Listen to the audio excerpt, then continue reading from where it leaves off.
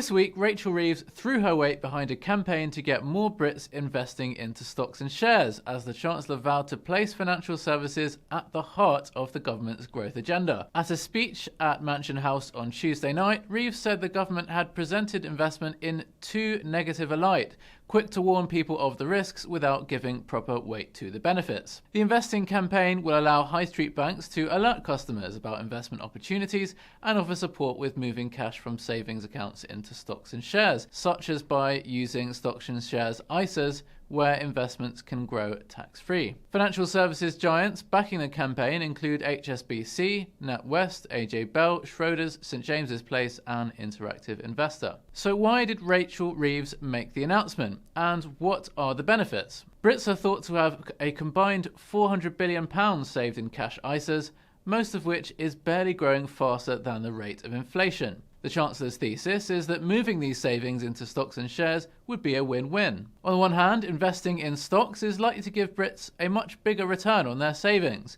The FTSE 100 index of London stocks, for example, has risen around 10% over the past year. That compares to a cash ISA return of only around 4.5%, with inflation standing at around 3.5%. If those rates continued, a £10,000 investment into a stocks and shares ISA would be worth $27,000 in a decade's time, while a cash ISA would only be worth $16,000. On the other hand, more investment into stocks would be a win for the UK economy, making London-listed companies more valuable and making it easier for them to raise money to invest.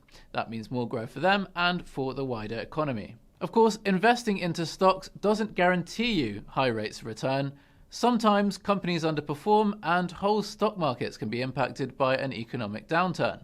But doing nothing with your cash will guarantee that you don't get any richer. Reeves had been considering cutting back the cash ISA limits from £20,000 down to £5,000 to force more cash savers into stocks, but she ultimately backed away from the move after it attracted opposition. Instead, she's opted for this softer approach to encourage Brits to get into stocks voluntarily. For more on the Chancellor's Mansion House speech, head over to cityam.com.